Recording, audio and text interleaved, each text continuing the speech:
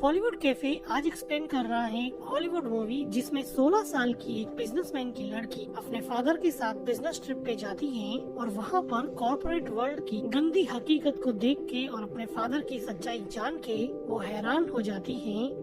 Movie की शुरुआत में हम देखते हैं कि 16 साल की एक लड़की ली अपने फादर के साथ बिजनेस ट्रिप पे आई है। ली के फादर एक मल्टीनेशनल कंपनी के सीईओ हैं। आज उनको एक बहुत बड़ी डील मिलने वाली है। वो अपने फादर से पूछती हैं कि क्या कर रहे हो डैड। तो डैड बताते हैं कि वो आज उस डील को पाने के लिए सेल्स पिच की तैयारी कर रहे हैं। ली कहती है कि क्या मैं भी चलूं आपकी कॉर्पोरेट मीटिंग में, मैं वहाँ पे काफी डिसिप्लिन और स्ट्रिक्ट रहूंगी। उसके डैड कहते हैं कि मैं जानता हूँ तुम यहीं पे रहो। तो ली कहती है कि नहीं, मैं तो किसी ड्रग डीलर के साथ मैं भाग जाऊंगी, आपको अच्छा लगेगा क्या। तो ली के फादर कहते हैं कि ऐसा मजाक मत करो। ली के फादर कहते हैं कि मैं कैसा लग रहा हूँ। तो ली कहती है कि आप बहुत अच्छे लग रहे हो और वो उठकर अपने डैड की शर्ट को थोड़ा ठीक करती है और कहती है कि अब सही लग रहे हो। डैड पूछता है कि क्या मुझे टाई पहननी चाहिए। तो ली कहती है कि नहीं, आपको टाई पहनने की जरूरत नहीं है। ली के फादर ली को हग करके अपनी डील को फाइनलाइज करने के लिए निकलते हैं। तो ली उनको गुड लक कहती है। डैड के जाने के बाद में ली के पास कुछ करने को नहीं होता है तो वो अपने फादर के कपड़े ठीक करने लग जाती है। ली थोड़ा रेस्ट करने के बाद में शॉवर लेती है और कंफर्टेबल क्लोथ्स में होटल में फ्रीली रोम करने जाती है। वैसे उसके डैड ने रूम से बाहर जाने के लिए मना किया था, लेकिन ली को वाटर बॉटल्स खरीदनी थी, इसलिए वो रूम से बाहर आई और अब वो लिफ्ट से ऊपर जा रही थी। तभी लिफ्ट के अंदर एक हैंडसम मिडिल एज मैन आता है जो लिफ्ट का अपने फ्लोर का बटन दबाता है और अनइंटेंशनली ली को टच कर देता है। ली मस्ती में अपनी बबल गम चबा रही थी पर वो आदमी अपने फोन से नजर हटा के ली के चार्मिंग लुक की तरफ देख रहा था। ली टिपिकल टीनेजर की तरह बबल गम से प्ले कर रही थी, लेकिन इस आदमी की नजर ली के चेहरे से हट ही नहीं रही थी और वो बार बार ली को देख रहा था। अब इस आदमी का फ्लोर आ जाता है तो वो लिफ्ट के बाहर चला जाता है। जैसे ही आदमी लिफ्ट के बाहर जाता है वापस से ली को देखने लगता है, लेकिन तभी लिफ्ट का दरवाजा बंद हो जाता है। अब ली वापस से अपने रूम में आ जाती है तो वो देखती है कि उसके डैड वापस आ चुके हैं। उसके डैड पूछते हैं कि तुम कहाँ गई थी। तो ली बताती है कि वो वाटर बॉटल्स लेने के लिए गई थी। तो उसके डैड कहते हैं कि कम से कम मुझे बताना चाहिए था, मैंने तुम्हें रूम से बाहर निकलने के लिए मना किया था, तुम कहीं भी जाओगी तो मुझे बता के जाओगी, ये अपने बीच में एग्रीमेंट है। और वो थोड़े गुस्से में बोलते हैं कि तुम अपने आप को क्या समझती हो। ली चुपचाप आई एम सॉरी बोल देती है। ली के फादर का गुस्सा शांत होता है तो वो ली को अपने पास बुलाते हैं और उसको हग करते हैं और कहते हैं कि मुझे तुम्हारी बहुत चिंता होती है, इसलिए ये सब मैं तुम्हें बोलता रहता हूँ, तुम्हारे अलावा मेरा इस दुनिया में कोई भी नहीं है। ली भी इस बात को समझती है। ली के फादर बताते हैं कि होटल मैनेजमेंट ने डिनर रखा है, हम दोनों को तैयार होके कॉर्पोरेट डिनर के लिए निकलना चाहिए, नहीं तो लेट हो जाएंगे। वो कहते हैं कि तुम चेंज कर लो। ली अपने फादर से अपना व्हाइट कॉर्पोरेट शर्ट मांगती है और अपने टी को निकाल के डिनर के लिए वो व्हाइट शर्ट पहन लेती है ताकि वो भी कॉर्पोरेट लोगों के साथ में घुल मिल सके। ली अपने डैड को पूछती है कि आपकी मीटिंग कैसी रही और आपको क्या लगता है, क्या आपको वो कॉन्ट्रैक्ट मिल जाएगा क्या। लेकिन उसके डैड उसकी इस बात का जवाब नहीं देते हुए ली की कॉर्पोरेट ड्रेस की काफी प्रशंसा करते हैं और कहते हैं कि तुम बहुत खूबसूरत लग रही हो, तुम सच में ही बहुत खूबसूरत हो, तुम मेरी बेटी जो हो। वो ली को कहते हैं कि चलो डिनर टेबल पे नीचे चलते हैं और उन लोगों से अब कॉन्ट्रैक्ट लेकर ही वापस आएंगे। ली कहती है कि हाँ डैड। ली के डैड ली को डिनर पार्टी में ले जाते हैं। ली देखती है कि उसके फादर एक आदमी क्रिस्टीन से हाथ मिला रहे होते हैं और वो ली को क्रिस्टीन से इंट्रोड्यूस करते हैं और कहते हैं कि ये मेरी डॉटर है और ली को कहते हैं कि ये क्रिस्टीन है, ये हमारा परचेजिंग मैनेजर है। ली ऑलरेडी इस आदमी से लिफ्ट में मिल चुकी थी। ली के फादर क्रिस्टीन को कहते हैं कि 1 मिनट है क्या तुम्हारे पास, मुझे तुमसे बात करनी है। ली के फादर ली को किस करते हुए वहाँ से जाने लगते हैं तो ली कहती है कि कॉन्ट्रैक्ट लेके ही आना। डैड के जाने के बाद में ली डिनर पार्टी में दूसरे लोगों से हेलो हाय करती है तो वो देखती है कि उसके फादर एक कोने में जाके परचेजिंग मैनेजर क्रिस्टीन से बात कर रहे होते हैं और ऐसा लग रहा था कि उनके बीच में कोई आर्ग्यूमेंट हो रहा है। ये सब ली को बड़ा अजीब लगता है, तो वो अपने फादर के पास आती है, क्योंकि इस कॉन्वर्जेशन के बाद में ली के फादर काफी सैड हो गए थे। तो ली अपने डैड के पास आकर पूछती है कि क्या हुआ डैड, क्या मैं आपकी कोई हेल्प कर सकती हूँ क्या? तो वो कहते हैं कि तुम क्या हेल्प कर सकती हो? ली के डैड सार्केस्टिकली कहते हैं कि क्या तुम मुझे वो कॉन्ट्रैक्ट दिला सकती हो क्या? अगर दिला सकती हो तो दिला दो। और वो वहाँ से चले जाते हैं। सबके सामने डांटने की वजह से ली अब रोने लग जाती है और रोते रोते होटल के टेरेस पे पहुंचती है, जहां पर वो देखती है कि वही परचेजिंग मैनेजर क्रिस्टीन बैठा है। तो क्रिस्टीन कहता है कि हेलो, क्या तुम्हें ओस्लो सिटी पसंद आई क्या? तो ली अपने आंसू पोंछते हुए कहती है नहीं, ज्यादा कुछ खास तो पसंद नहीं आई। तो क्रिस्टीन पूछता है कि कोपेनहेगन से तो बेटर ही है ना? तो ली कहती है कि कोपेनहेगन भी मैं तो कभी गई नहीं, और वो थोड़ा मुस्कुरा देती है। तो क्रिस्टीन उठकर सिगरेट पीता हुआ ली के पास में आता है और अपने गले से मफलर निकाल के ली के गले में लपेट देता है और वो कहता है कि ठंड बहुत ज्यादा है। ली भी इस बात पे कुछ नहीं कहती है। क्रिस्टीन ली को पूछता है कि तुम कहाँ रहती हो? तो ली कहती है कि डैड की ट्रैवलिंग की वजह से हम हर जगह रहते हैं, लेकिन हम शुरुआत में स्विट्जरलैंड में रहते थे, फिर हम डैड की जॉब की वजह से अलग अलग शहरों में रहे हैं। ज्यादातर टाइम मैंने न्यूजीलैंड में काटा है, जहाँ से मेरे डैड बिलोंग करते हैं। क्रिस्टीन कहता है कि हमेशा ट्रेवल करती हो, लोनली फील नहीं होता है क्या तुम? ली थोड़ा सोच के कहती है कि नहीं। वो कहती है कि ट्रेवलिंग की वजह से अलग अलग इंटरेस्टिंग लोगों से मिलते हैं, इसलिए लोनली तो फील नहीं होता। क्रिस्टीन को ली का ये जवाब काफी पसंद आया।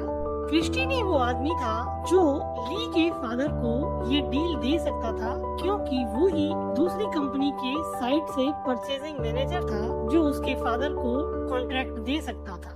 ली अपने गले से क्रिस्टीन का मफलर हटाती है और उसको देते हुए कहती है कि अब मुझे जाना चाहिए, मेरे फादर मुझे ढूंढ रहे हो। और ली वहाँ से चली जाती है। अब देखते हैं कि यहाँ पे कॉर्पोरेट मीटिंग चल रही होती है, जिसमें ली के फादर परचेजिंग मैनेजर क्रिस्टीन से कहते हैं कि डील उसको दे दो, वो एक बेहतर क्वालिटी की कारपेट कम प्राइस में देने को तैयार है। लेकिन क्रिस्टीन ये कहता है कि तुम्हें प्राइस थोड़ा लो करना पड़ेगा, तभी जाके मैं तुम्हें ये कॉन्ट्रैक्ट दे सकता हूँ। ली के फादर के एक्सप्लेनेशन में क्रिस्टीन का कुछ ज्यादा ध्यान नहीं होता है और वो बार बार ली की तरफ ही देखता है। ली मीटिंग में बैठी बैठी अपने हैंड पैंट से खेल रही होती है, लेकिन वो इस मीटिंग में बैठी बैठी काफी नर्वस हो रही थी, क्योंकि उसके पास में क्रिस्टीन बैठा था और क्रिस्टीन के इरादे कुछ ठीक नहीं लग रहे थे। क्रिस्टीन अपना हाथ ली के पास लाता है और उसको इनएप्रोप्रिएटली टच करने की कोशिश करता है। सरप्राइजिंगली ली भी इस चीज को रजिस्ट नहीं कर पा रही थी, लेकिन ली को ये सब थोड़ा वियर्ड लगा,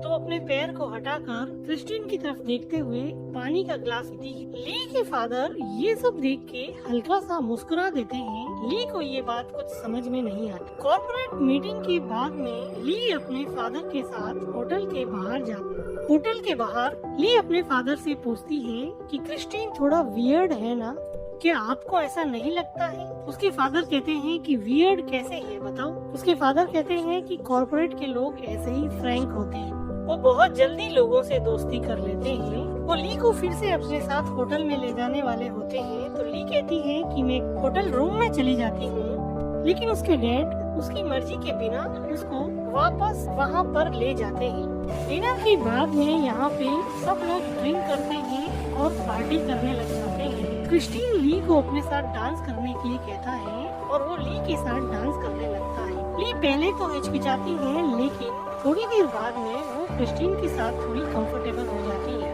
डांस करते करते ली देखती है कि उसके फादर किसी औरत के साथ एंजॉय कर रहे हैं, तो वो अपने फादर को डांस करने के लिए बुलाती है, तो उसके फादर मना कर देते हैं, जो ली को बड़ा अजीब लगता है। अब क्रिस्टीन ली को धीरे धीरे पार्टी की दूसरी तरफ ले जा रहा है। ली बार बार अपने फादर की तरफ देखती है क्योंकि उसको समझ नहीं आ रहा कि उसके फादर अभी उसको टोक क्यों नहीं रहे, लेकिन वो फिर भी क्रिस्टीन के साथ डांस करने लग जाती है। डांस करते करते ली और क्रिस्टीन की नजदीकियाँ काफी बढ़ जाती है। अब ली भी क्रिस्टीन से थोड़ा अट्रैक्टेड फील करने और थोड़ा ओपन अप हो जाती है। वो देखती है कि उसके फादर सामने खड़े हैं और वो अपनी ही मस्ती में है, लेकिन उस पर कोई ध्यान नहीं दे रहे। ये ली को बड़ी अजीब सी चीज लगती है क्योंकि ली ने अपने फादर का ऐसा बिहेवियर पहले कभी नहीं देखा कि वो उसको इतना फ्रीडम दे। अब क्रिस्टीन ली के काफी क्लोज आ जाता है और उसको डांस करते करते ही किस करने लगता है। ली फिर से अपने डैड की तरफ देखती है, डैड भी उसकी तरफ देखते हैं, लेकिन ये सब देख के ली के डैड वहाँ से चुपचाप निकल जाते हैं। ऐसा लग रहा था कि ली के डैड जानबूझकर चाहते थे कि वो क्रिस्टीन के क्लोज हो जाए।